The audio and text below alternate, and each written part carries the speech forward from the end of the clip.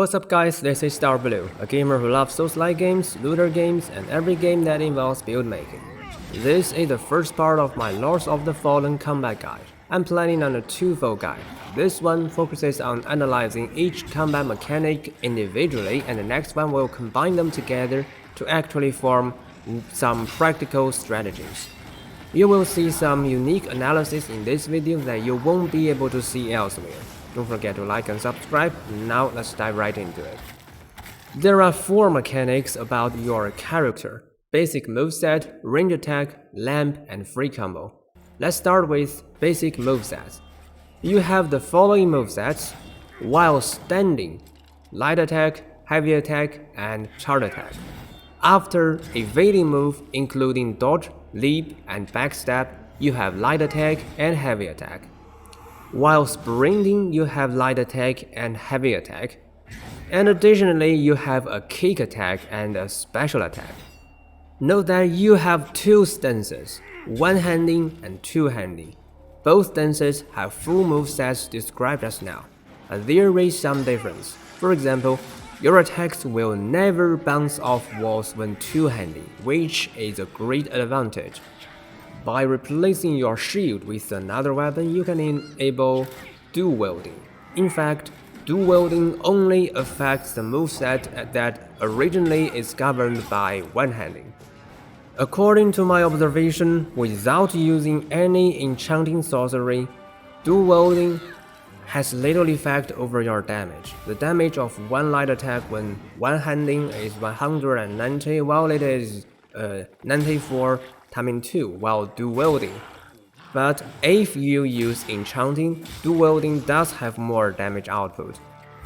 Generally, I think the 2 major advantages besides higher DPS with enchanting are as follows. First, it replaces your one-handing moveset. If you feel your current one-handing attack is a bit squishy, you might consider dual wielding. And second, you have different rune slots. When dual wielding, you replace 3 shield slots with weapon slots. This is actually more important than you might think. Next, we have range attack, including physical attack and sorceries. They are very similar to each other. For example, you need a catalyst. It might be a sorcerer's staff or a crossbow. Then you need sorceries. But if you are using a crossbow, different types of arrows are your sorceries. And lastly, casting costs some resources, such as mana or ammunition. Note that mana and ammunition restore each time you rest, which indicates encouragement to use range attacks more frequently. But there is some difference that might come in handy. Ammunition and mana count separately. If you have used up all your mana, changing to a crossbow gives you full ammunition. Max mana grows with Radiance and Inferno, but max ammunition grows with Endurance and Vitality. And there is one more thing you need to know. There is a special range catalyst called Throwing Hand. It cannot be upgraded, but has the same damage as upgraded catalysts, so it's a way to save some upgrading materials. The third mechanic is Lamp. I will talk about it later when discussing the enemy's Soul Flame mechanic. And furthermore, you can do free combo. All melee attacks and even some range attacks can be chained together. However, we need to consider what advantage it brings and if we have the chance to do combos. As for the advantage, now there is one that I know for sure. You can skip certain weak attacks with other attacks. Let's say I'm using Dual Spear for crowd clearing. The first heavy attack is thrust instead of swing. Therefore, I use a light attack to replace it. As for the chain, since it's mostly used against staggerable mobs instead of elites.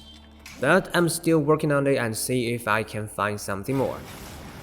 Now let's move to enemy mechanics. Basic interaction. Basic enemy moveset design is very simple and plain. So memorizing attacks is easy but also boring. Not so much to see here, let's move on. Impact and poise. Lords of the Fallen is doing really well at this aspect. Poise is an accumulative mechanic. With multiple hits accumulating poise damage on one enemy, you can eventually stagger it that cannot be originally staggered by a single attack. However, based on my observation, poise is not as important and prevalent in Lords of the Fallen as impact. So what is impact? It's a hidden stat corresponding to each moveset. When you hit an enemy with a certain moveset, the plate stagger animation is decided by both the specific enemy and the specific impact. And when situation changes or the enemy state changes, animation may also change. So let's see an example here. This enemy in the Forsaken Fen can normally be staggered, but when they use dashing thrust, some attacks won't be able to stagger them. And we can make use of this design to dig out what impact some movesets have. So let's start with the highest impact rank, Massive. When using heavy weapons, 2 and 1-handing charge attack, 2 and 1-handing evading heavy attack, and 2-handing sprinting attack can knock enemies down. As for special attacks, well, it varies greatly. Some special attack of heavy weapons cannot knock down enemies, but some light weapons can. One rank lower, let's move to Large Impact. Some movesets can stagger this Fen guy when it's using dashing thrust, but cannot knock it down. This indicates they have large impact. This includes most movesets of heavy weapons excluding those massive impact ones, and the charge attack of some medium weapons like longsword or spear may also have large impact. Even lower, we have light and medium impact. Neither of them can stagger a Fen guy when it's using dashing thrust, but we can still differentiate them according to the stagger animation. Light impact causes it to swing, but medium impact causes it to recoil and place one hand before its face.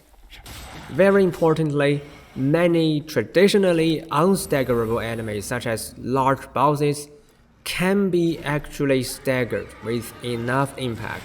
It's very interesting and for me attractive design. It's really making my game experience much better. All in all, I appreciate the good impact design in Lords of the Fallen. Then we have Posture. It's like Poise but harder to trigger and also more rewarding. I noticed that Posture in Lords of the Fallen is heavily related with builds. If you use enough posture-related gears, you will find it very easy to stagger enemies with posture mechanic, but without any of such gears, posture will be almost meaningless.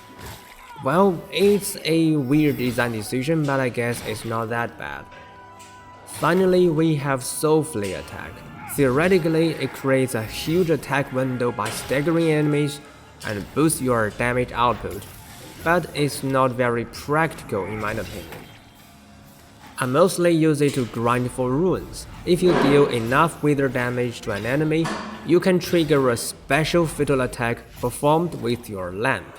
This attack guarantees rune drop and increases the drop rate of other items greatly. In summary, that's everything I want to discuss about each individual combat mechanic. You might have already found some patterns which may lead to certain combat strategies. I'll also present my own strategies in the coming video. If you like my story or want to draw me into depth of games, remember to like and subscribe. Thanks for watching, see you around.